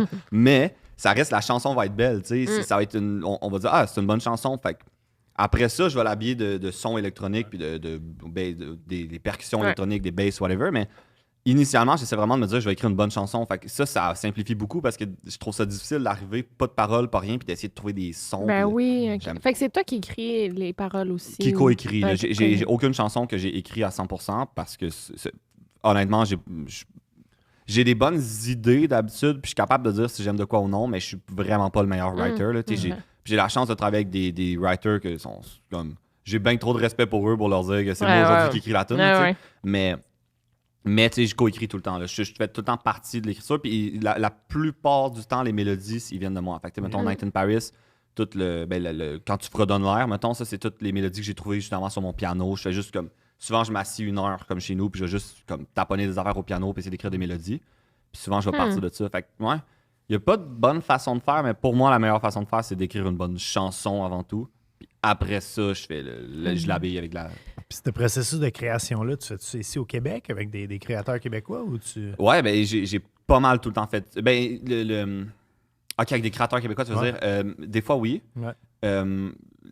Quasiment toutes les chansons ont été écrites comme au Québec, dans mon sous-sol, chez mes parents. Ce qui est comme mon brand depuis un peu de temps, là, mais tu t'avais de changer, je le sens. Non, mais c'est le fun, là, peu importe, c'est un cool brand au final, là, c'est une bonne image simple, là, c'est le fun, puis, mais ça reste que c'est ça, c'est la plupart des chansons que j'ai écrites là, mais vu que j'ai commencé à faire de la musique pendant la pandémie, TikTok pendant la pandémie, mais toutes les opportunités se sont ouvertes à moi à un moment où il n'y avait plus comme de limite de devoir travailler avec quelqu'un qui était dans ta ville parce que tout était sur Zoom. Genre, fait que ça, honnêtement, j'ai eu de la chance, là, c'est dans mon momentum, là, vu que tout le monde travaillait en ligne, le monde s'en foutait de travailler avec du monde à travers le monde. Fait que c'est cool. Je me suis mis à travailler avec des auteurs comme de Los Angeles, Norvège, à partir de mon sous-sol, tu sais. Fait que ça, c'est sûr que c'est pas l'idéal créer en remote, remote session de même, mais c'est vraiment le fun, par contre, c'est d'avoir accès à autant de personnes. Fait que, puis je me suis fait présenter à Gabriel Benjamin, qui est lui qui écrit The Nights pour Avicii.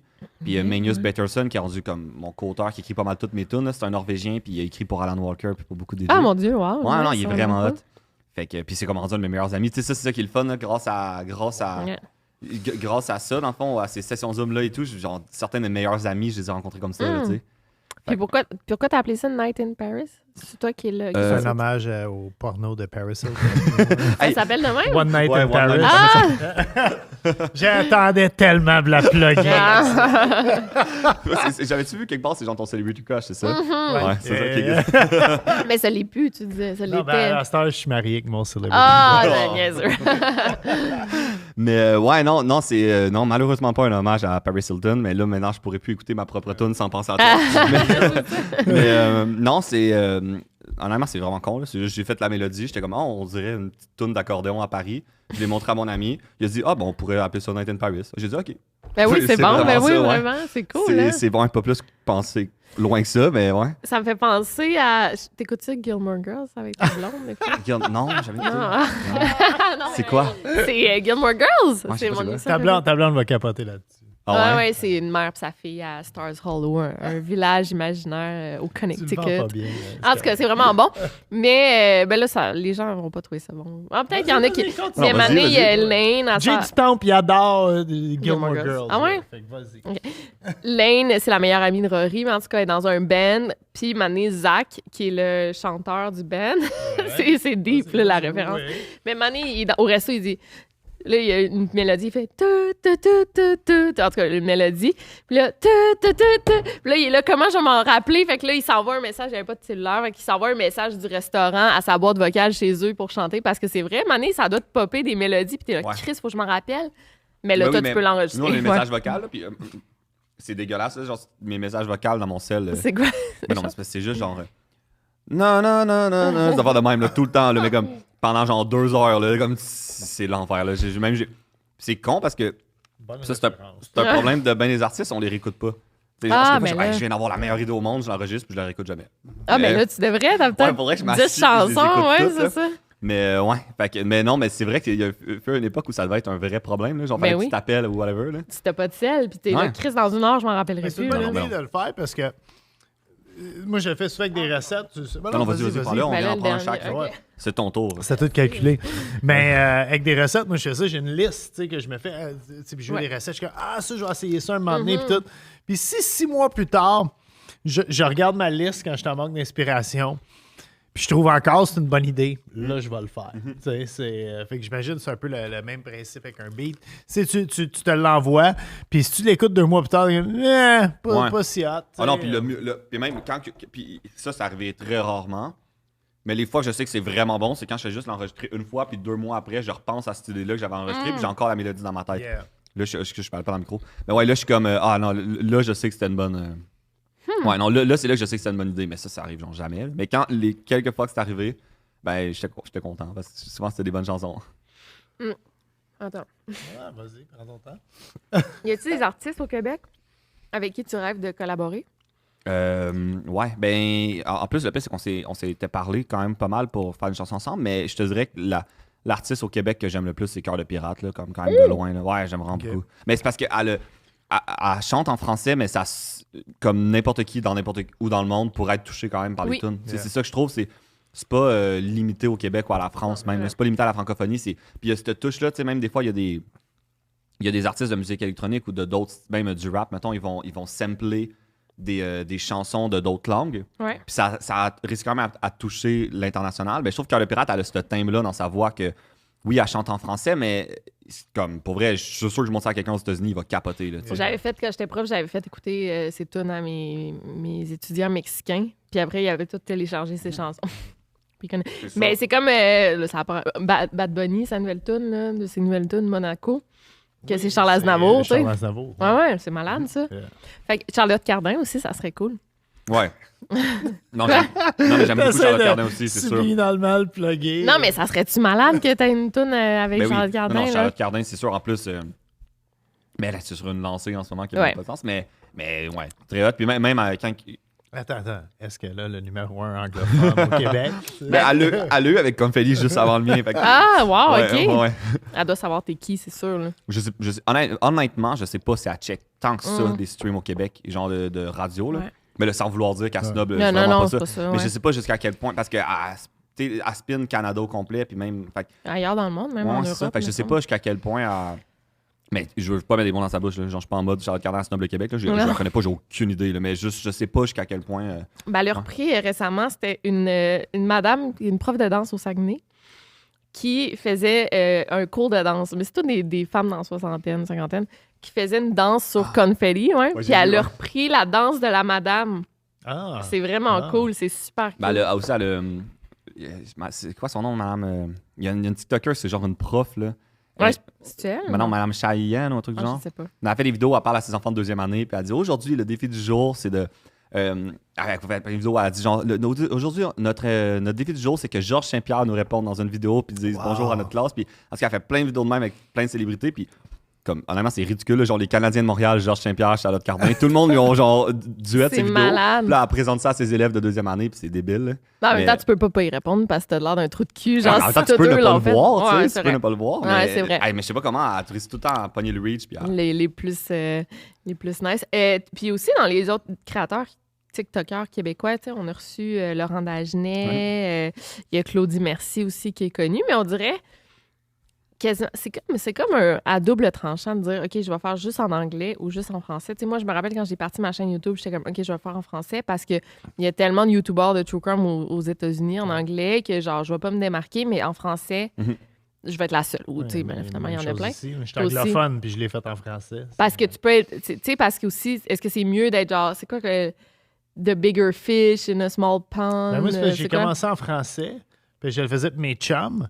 Puis quand ça a comme pogné, moi, je suis de la génération qui pense tout le temps qu'on est vendu. Que si on go big, fait que je veux pas que mes chums pensent que je suis vendu puis que je le fais en anglais après avoir eu du succès en français. Fait que j'ai juste tout le temps resté Mais t'as-tu eu ce dilemme-là? Ben, tu l'as dit au début, là, mais... Ouais, Parce que tu peux vraiment plus scorer gros en anglais. Ouais, non, mais juste en plus, je me suis dit... Le pire, c'est qu'au début, quand j'ai commencé TikTok, la raison que je le faisais en français, c'est que j'étais comme, genre, je vais être comme le seul DJ. DJ, mettons, comme, qui vraiment assume, fait ça en français, comme sur TikTok et tout. Mais là, c'est parce que pour vrai, ça, c'est ça l'affaire, c'est qu'au moment que j'ai commencé, c'était tellement tôt dans TikTok qu'à un moment donné, je me suis juste dit, ouais, mais même si je fais en anglais, je vais legit être le seul DJ sur TikTok, même en anglais. C'est ça, j'étais comme, il y avait tellement pas beaucoup de monde, j'étais comme, rendu là. J'étais comme, je vais juste le faire en anglais. Le techno aussi, ça a l'avantage. L'électronique. mais ça a l'avantage, c'est comme international. Tu peux mixer des tunes en français, en espagnol, en anglais, en italien, même en japonais. Puis ça peut pogner partout dans le monde. Ouais, puis tu sais, à la fin de la journée, c'est parce que honnêtement, la seule chose qui m'aurait fait dire, là, je parle vraiment pour la musique, parce que la musique, ça parle à tout le monde, là, concrètement. Puis la seule chose qui m'aurait fait dire de rester au Québec, c'était de me dire, ça va être comme. Ça va être un plus petit marché, mais ça va être plus spécifique sur où est-ce que je suis. Fait que ça va probablement être plus facile à percer. Mais après ça, je me suis dit que justement, là, vu que je suis pas un chanteur, je suis pas limité à faire ça en français. Absolument. Fait que si je suis DJ comme 100% francophone juste pour comme être sûr que j'ai un marché, ben rendu là, je suis peut-être juste pas assez bon. Là, j'étais comme. Je parle pour moi, les objectifs, j'étais comme, j'aimerais ça avoir une carrière internationale. La seule raison que je me disais que je l'aurais potentiellement pas, c'était par peur de pas être capable de percer dans ce marché-là. Mais j'étais comme rendu là, c'est juste que j'ai pas le talent, tu sais, mais je vais l'essayer. C'est ça que je veux, tu sais.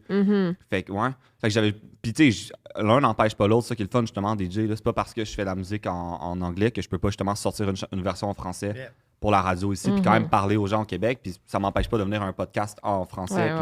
Fait que c'est ça qui est cool, tu sais, je suis pas tu peux faire pogné non plus. Là, puis tu penses quoi de l'expression? Parce que moi, je me l'étais fait dire au début, nul n'est prophète dans son pays. Là, parce que j'étais comme, en France, j'avais un line-up de 1000 personnes à ma séance de dédicace. Mais Chris, au Québec, genre, j'avais de la misère à avoir un article dans le Journal de Montréal. Une photo de moi. Non, je comprends. Tu sens-tu ça, toi aussi? Mais je l'ai vraiment senti comme au début de TikTok. Là, parce que, tu sais, mais aussi, c'est vraiment comme mon ego de genre, là, j'ai 1,4 million d'abonnés. Là, genre, mais non, mais quand même, non, mais t'as raison. Ça reste concrètement. Mais c'est fou, parce qu'on en parlait même, on a mentionné Laurent Dagenet plus tôt. Je veux dire, vous êtes immense sur la sphère du web. International. Puis on parle pas de vous autres tant que ça dans les médias mainstream. Comme Abba Preach, les YouTubers aussi, c'est deux Montréalais. Ils ont genre 2 millions d'abonnés. Ils sont les plus gros, mais vu que c'est en anglais... On sait pas qu'ils sont montréalais. Genre, puis on parle des médias qui disent tout le temps qu'il faut qu'ils se rajeunissent puis qu'il faut qu'ils trouvent le moyen. Mais des fois, je me questionne. Mais des fois, je me demande vraiment c'est à quel point. Est-ce que c'est à quel point ils veulent pas ou vraiment c'est-tu vraiment qu'ils le savent pas, là, tu sais? Je me demande jusqu'à quel point genre, ils consomment réellement pas ça parce que. Tu sais, je me disais vraiment, ben là, tu sais, j'ai beaucoup d'abonnés, là, ce serait le fun de demander. Puis, mais tu sais, comme je te dis, c'était quand même un peu mon ego qui parlait là, à ce moment-là. Là, mais on en a tout un. Ouais, non, c'est normal, mais tu sais, c'est juste le gros. Non, mais j'essaie de pas en avoir gros, mais tu sais, en tout cas. Puis, mais c'est ça, mais là, à un moment donné, j'ai sorti ma tune, elle a été numéro 1. Puis même quand elle a été numéro 1, là, déjà là, j'étais vraiment quand même content parce que j'étais comme, hey, c'est le fun. C'est quand même la radio, ça reste un média mainstream qui me soutient, fait que c'est le fun. Mais c'est ça, je pense réellement des fois que c'est une question qu'ils le savent pas parce que j'ai eu un article dans le Journal de Montréal, qu'il y a un journaliste qui a décidé qu'il faisait, puis comme l'article, c'était vraiment comme on fait juste une entrevue that's it, je savais rien.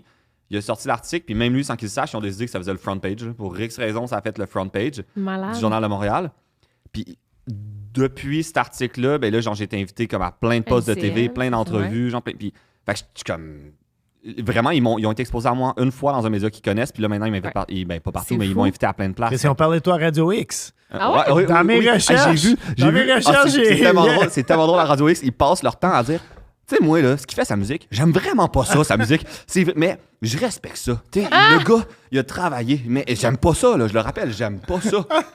Mais il a travaillé. C'est Radio X, c'est genre pas cool. Parlez-en bien, parlez-en mal. Non, c'était super sweet, là. C'était vraiment en mode bravo. Parce que c'était genre bravo, mon homme, bravo. Puis j'étais comme, c'était fin, mais ça me faisait rire à quel point c'était comme.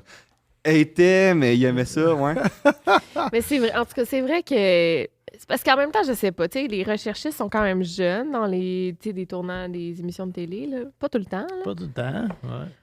Mais moi, je pense qu'ils doivent le savoir, mais finalement, c'est comme la personne, l'animateur qui est au placé ou les producteurs qui disent, ben non, il est pas assez connu, ça va pas nous amener... En fait, il est pas assez connu au monde, chez les personnes de, mettons, 40 ans et plus, 50 ans et plus, fait qu'ils vont pas... C'est ça que tu dis, c'est 40 ans et plus. Ils ont besoin, c'est con, mais ils ont besoin d'une histoire que, genre, monsieur, madame, tout le monde qui consomme pas Internet va pouvoir, comme, s'attacher puis aimer. Pourtant, ton histoire est malade. Ben, c'est pour ça là, qu'ils en parlent, en fait. C'est pour ça qu'ils l'ont plugué, parce que, justement, l'histoire était le fun. Mais... Parce que même, je pense, mettons, justement, à mes grands-parents, puis ils m'ont tout le temps supporté, puis mais ça reste qu'ils comprenaient pas. Là. Quand j'avais beaucoup d'abonnés, ils comprenaient rien. Là. Ma grand-mère, c'était. Puis c'est pas parce qu'elle me supportait pas, c'est qu'elle ne comprenait pas. J'étais comme, mais non, mais ça marche, j'ai 1,4 million d'abonnés, non, j'ai ça, puis t'es comme, ouais, mais, tu sais, Michael, là, t'es bon à l'école, là, pourquoi tu y retournes pas? Puis j'étais comme, j'essayais, mais tu sais, je voyais que... salut, bonjour, une shot, elle va être super contente. Mais c'est ça. Là, ils font un article dans lequel ils ont un storytelling qui est inspirant, puis que c'est eux qui... Puis là, tout à coup, à comprendre. Puis là, tout à coup, quand je passe à la TV, c'est comme légitime. Puis là, les gens, ils comprennent. Fait que c'est vraiment une question. Il faut juste qu'il y ait de quoi que les gens peuvent comprendre. Puis on dirait que mon histoire de petit gars qui est sorti de son sous-sol, c'est comme de quoi que... Les gens ont un référent, là, tu sais. Parce que les gens ont un référent de se dire, ça pourrait être mon petit-fils, ça pourrait être mon neveu, ça pourrait être genre mon fils, ça pourrait être whatever, tu sais. T'es cute, genre, on va te le dire, t'es attachant, tu sais, t'es full. Tes parents, man, moi, je suis un père de famille. Tes parents, ils ont fait une crise de bonne job. Non, j'ai de très bons parents. Merci, je vais leur dire, par contre, ils vont me promener, mais... Non, mais c'est important aussi, tu pourrais arriver, là, lunettes fumées, puis t'enfler la tête, puis t'aurais le droit, là, ça serait legit, mais t'es vraiment pas je pense que tu peux jamais faire ça, là, au final, je pense pas. Mais en même temps, tu serais pas autant aimé, je pense. Là. Je suis pas comme ça non plus. Mais merci, je le prends. Vraiment, qu'est-ce que ça allait dire? Non, mais moi, je trouve pour son premier podcast, en plus, il a assuré solidement. Là, on a la grosse question. La grande question. Il est tellement bien élevé, je sais pas s'il va avoir... Parce qu'on finit les podcasts en demandant une question de crime. Parce que ma blonde est dans le crime. C'était déjà... mafia, là, ça est dans le crime organisé. Si t'as déjà vécu une histoire de crime ou t'as déjà appelé le 911 pour une raison. Témoigner. Quelque chose de... Je vais être vraiment plate, j'aurais aimé ça, mais en plus, je viens de Saint-Jérôme, là, je devrais en avoir. Il y en a, ben oui. Je sais, mais... Quelqu'un dans ta famille qui a vécu de quoi? Rien, genre, c'est comme j'ai vraiment une vie facile, là, mais tu comprends, mais j'ai rien vécu, puis une chance, parce que honnêtement, je suis vraiment fragile. Là. Comme, je pense voir un petit accident, puis je suis comme, mais ouais, non, une chance, là, je sais pas comment je réagirais, mais non, j'ai... Il est blanc comme neige qu'on retrouve dans les toilettes d'Ibiza. Tu veux te sortir un livre de haïku, là? J'ai déjà fait des haïkus. Oui, je sais. Fait que t'as pas vécu d'histoire de crime, ça me sauve. Honnêtement, veux-tu savoir le plus proche d'un crime? C'est pas un crime, le plus proche d'un crime que j'ai vécu, OK? Vas-y. C'est l'année passée, mon déneigeur qui est pas passé un matin, puis on était vraiment fâchés, puis on a vu sur Spotted que c'est parce qu'il est en prison. Mais c'est le plus proche d'un crime que j'ai vécu. Ça, c'est très Saint-Jérôme. Ceci étant dit, mes grands-parents étaient à Saint-Jérôme quand j'étais jeune et j'adore Saint-Jérôme. Je voulais juste voir, je pensais que Nanette était accroupie et elle pissait sur le tapis parce qu'elle l'a déjà fait. Mon Dieu, mais ça, tu sais, une histoire de crime que nous, on a vécu, puis c'était vraiment pas... Non, mais c'est vraiment rien. Une fois, on se promenait à la Tuque. Ça, c'est une histoire de... En fait, c'est même pas une histoire de crime. En fait, j'en ai 2 à la tuque. Ça l'a pas traumatisé fort aussi. Que j'ai vécu 1 an à la tuque, puis j'ai 2 histoires. Ma blonde, même pas vrai, est partie du Mexique pour vivre à la C'est vrai, t'es au Mexique? Hein? Ouais, j'ai vécu 6 vrai que t'es ans. au Mexique, Fait que je déménageais de Monterrey à la tuque. Non, une fois, il y avait une femme qui passait devant chez nous, chez vous. Oui. Puis elle gueulait, puis genre, c'était vraiment, là, elle arrêtait pas de gueuler, mais au meurtre. Puis elle marchait, puis elle envoyait chez tout le monde. Fait que j'ai appelé la police. Parce que j'étais quand même peut-être en danger ou il y a de quoi de bizarre. Cette même femme maintenant habite en avant de chez nous, dans la petite Italie. Oui, parce que aussi, une femme que j'ai failli appeler la police aussi cette semaine. Ah, des gueulages, genre, parce que moi, je suis full sensible à ça. Je me disais, es-tu en danger ou en tout cas. Puis une autre fois, on marchait à la tuque, genre près de la traque de chemin de fer. Puis j'ai fait des stories, même, j'ai vu des ossements à terre. Là, j'étais comme, là, ça, on appelle la police, Bob? C'est un cas pour appeler la police. Puis plus tard, on a trouvé la tête d'un animal. T'as dit la tête, là. C'était ma première histoire de crime que je racontais aux autres. Ouais, c'est bon. Fait que un moment donné, mon amour, là, le chien, pas dans... Fait que c'est ça, on a trouvé la tête de l'animal, mais j'étais comme, si les gens, si vous trouvez des ossements, appelez la police, parce que ça peut résoudre une histoire. Par contre, tu me rappelles, mais c'est vraiment pas un crime, mais c'est une histoire que j'avais mal vécue sur le coup. Parce que j'étais allé à... En tout cas, je rentrais pas dans les détails de pourquoi j'étais là, mais c'était pas pour moi. J'étais allé visiter quelqu'un, mais j'étais allé à l'hôpital psychiatrique. OK. Puis là, c'est comme ça qu'on appelle? Oui. Ouais, OK, good. Puis... en tout cas, le département de la santé mentale, là, tu sais. Ah oui, t'es full à notre âge pour les techniques corrects tout le temps sur les... Non, mais c'est parfait. L'asile! T'es allé à l'asile! Non, mais là où ils mettent les débiles! Non, mais je veux vraiment pas être genre disrespectful. C'est là, vraiment correct. Non. Tu l'as bien dit. Fait que, ouais, en tout cas, au département de santé mentale. Fait que j'étais allé là. Puis, tu sais, j'étais allé visiter quelqu'un. Puis, en tout cas, j'ai zéro orientation dans la vie. Puis, je suis maladroit. Puis, je suis comme trop friendly avec le monde. Puis là, je vais visiter quelqu'un. Puis là, je prends l'ascenseur, je descends, mais je le savais pas à ce moment-là, mais ça a l'air, j'ai punché le mauvais étage. OK. Là, je sors, puis là, je vais voir la concierge, je fais « Hey, c'est où la sortie? » Je cherche la sortie. Mais je suis vraiment con d'avoir pensé qu'elle allait me... Parce que là, elle pensait que genre... que je me sauvais. Mettons. Fait qu'elle me dit « Ah, c'est juste là. » Fait qu'elle m'a pointé la porte, j'ouvre, je ferme. Là, je suis comme, non, je suis dans une cage d'escalier, c'est pas la sortie. Fait que là, je suis comme, je vais ouvrir la porte, puis là, j'ouvre, puis là, je suis embarré. Puis elle m'a embarré là. Tu devais genre faire what the fuck. Mais là, j'étais comme what the fuck, là, c'est pas vrai là, que je dis ça. Non. Fait que là, je m'en cogné. De même, ça pense que, hey, il s'est trop fait une erreur. Là, il arrive genre 5 infirmières, genre, la madame à l'entrée. Puis là, il me regarde, c'est comme, qu'est-ce que tu fais là? Non, non. Puis là, il me crie, puis là, je suis comme, non, mais. Je suis venu visiter quelqu'un. Je suis en visite, guys. Non, c'est quoi ton nom? Non, je suis comme. Puis là, je me suis mis à stresser. Fait que là, je me suis mis à être genre full comme nerveux. Puis t'es pas dans mon état. Dieu. C'est là qu'il aurait fallu des lunettes fumées. Ouais, c'est ça. J'étais un TikToker. Mais je rappelle que j'étais livreur à ce moment-là. Je pouvais pas. Fait que là, ouais. Fait que là, en tout cas, je suis resté comme pogné genre 5-10 minutes là, avant qu'ils tout checké. Là, j'ai montré ma carte d'identité à travers. Ils sont allés voir à l'entrée. Ils ont vu que j'étais. Oh mon Dieu. J'étais vraiment stressé. Je te relance juste une histoire, c'est rapide au bout. Quand ma petite sœur est née, j'ai une petite sœur de 13 ans. Quand elle est née, j'étais allée dans la salle de naissance. En plus, j'étais arrivée, puis elle était en train d'accoucher, puis j'étais là, oh shit, en tout cas, ma belle-mère. Puis là, genre, mettons, 1 heure plus tard, je suis retournée, puis j'étais arrivée dans une chambre, il avait changé de chambre, j'étais arrivée dans une chambre, puis c'était comme une mère avec son mari, puis plein d'enfants, plein de membres de la famille qui pleuraient. Oh non. Fait que j'étais là, elle vient de perdre son bébé. Moi, j'étais, allô! En tout cas, c'était tellement triste, j'étais comme, puis j'étais genre, j'ai comme pas reconnu les gens au départ, j'étais, qu'est-ce qui est arrivé? Tout le monde pleure. Je pensais que c'était ma petite sœur qui est arrivée de quoi, mais finalement... Ouais, puis là, finalement, je suis vraiment désolée. Il y a juste une inconnue qui... imagine, t'es en gros moment de deuil de ta... En tout cas. Fait que c'était... Merci, Yo, Mike Desméraud, où c'est qu'on te trouve? Sur les réseaux sociaux, partout, là. Instagram, TikTok, of course. Puis sinon, Spotify. DEMERO. DEMERO. Puis allez, si vous aimez Mike, allez streamer sa chanson. Écoutez sa chanson sur Spotify. C'est la meilleure manière de t'encourager. 25 millions d'écoutes, j'ai-tu bien compris, ou plus? Non. Là, ça va l'air pas beaucoup, là. Okay. Non, ouais, pas 20 millions d'écoutes. Non. Non, la chanson, je pense qu'elle a 4 millions d'écoutes. Okay. Mais là, c'est beaucoup en ouais, non, mais là, c'est pas 25 millions. Là, non, j'ai mal lu ma recherche, excusez-moi. Un truc genre cumulé, là, je sais pas combien exactement. Puis, ouais, c'est ça, ouais. Allez la mettre dans votre playlist d'entraînement. d'auto. Ça, c'est bon. Ça, c'est playlist de party, de soirée entre Merci amis. de me sauver. Non, mais elle est super bonne. Ma mère, je sais qu'elle va aller tout de suite la mettre. Puis c'est vraiment un grand public, là, tu sais. Non, mais moi, je l'aime. Ma mère va l'aimer. Toi, tu vas l'aimer. Claire, pour toi. Claire. Elle va la mettre dans sa playlist d'entraînement. Je la connais, là. Elle est full bonne, ta Puis pour savoir, t'es où en show? Y a-t-il une place qu'on peut checker ça? T'as pas de site web, là? Non, faudrait que je fasse un site web. Mais c'est bien, c'est toujours bien. Mais non, honnêtement, je vais tout annoncer sur... ça va tout être annoncé sur Instagram, là. Instagram, c'est vraiment la plateforme que je me sers pour comme updater le monde par rapport à ce que je fais. Fait que, comme je disais tantôt, les spectacles en ce moment, c'est plus au stade de négociation, mais dès que j'ai... dès dans le fond que les line-up sortent, c'est sûr que je mets ça là-dessus. Au festival d'été, ça serait tellement cool, là. Mais le toboggan que j'ai fait, c'est les mêmes organisateurs. C'est sûr qu'ils vont t'engager. Louis, s'il te plaît.